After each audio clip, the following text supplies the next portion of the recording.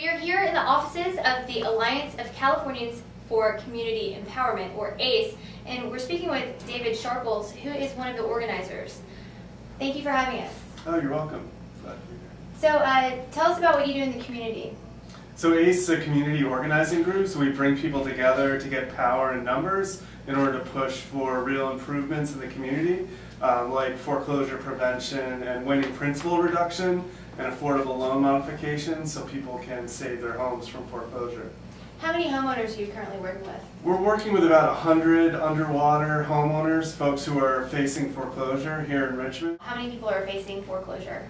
About half of all mortgage holders in Richmond are currently underwater with their mortgages. So they owe more on their mortgage than the value of their home. When that is the circumstance for a homeowner, how likely are they to enter foreclosure? We think that, experts have said that about 15% of those folks are going to end up going into default. The foreclosure crisis is not over. A lot of people think because housing prices are going up that foreclosures are no longer a problem, but we know that in places like Richmond, where the values of homes have not gone back up to the bubble levels like they have in San Francisco, the values here have stayed down, and so we continue to see lots of folks going into foreclosure.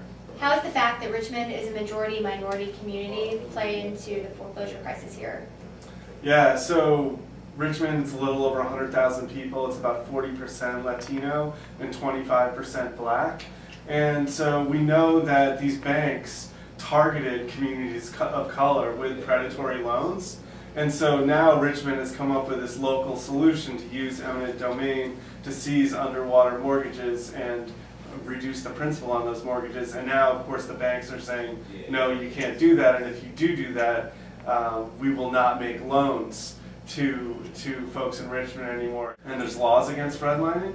Can you explain redlining more to the audience? Yeah, so by redlining we mean it's illegal for banks to get together and to decide to boycott a city, especially when it's a majority-minority city. There's laws against discrimination.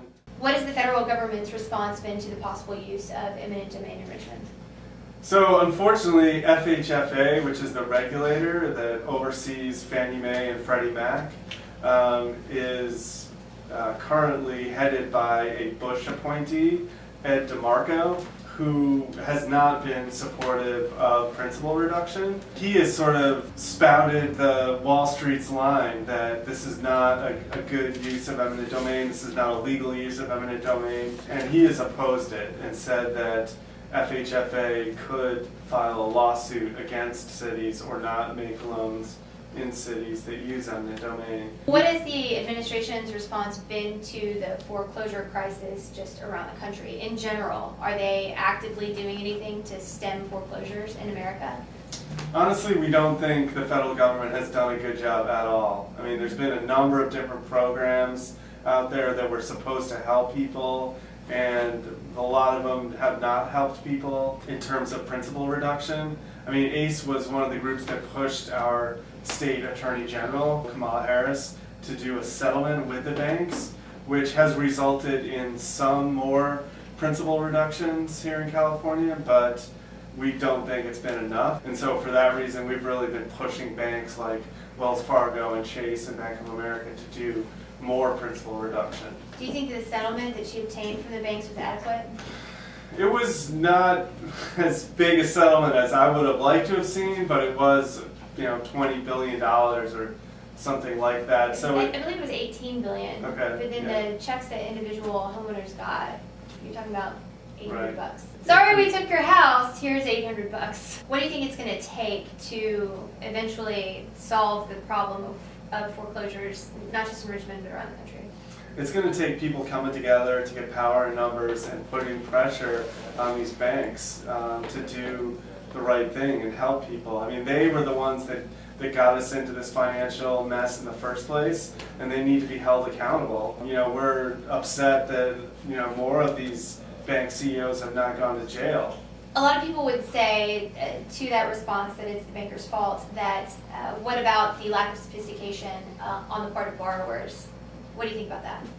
A lot of people got steered into these really bad predatory loans, and that's why we need strong regulations and a strong Consumer Finance Protection Bureau. You know, it's like when you go to a store and you buy a toaster and you bring it home, if it explodes and hurts you, then you can sue the toaster manufacturer, and they're the ones that should be liable. It's like when you buy, when you get a mortgage and it blows up because it was a terrible mortgage, you should have recourse to be able to go after the bank.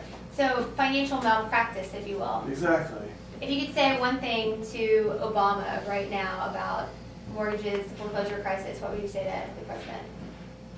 I would say that he needs to make sure some of these bank CEOs go to prison, because they really did break the law, they really did commit fraud, and I really believe that if the CEO of Goldman Sachs was put in a real prison, not a country club prison, a real prison like the general population in Sing Sing, that a lot of people on Wall Street would take notice, and you wouldn't have a lot of these bad practices going on. Well, I wish you the best of luck. Thank you so much for your work. Okay, thank you.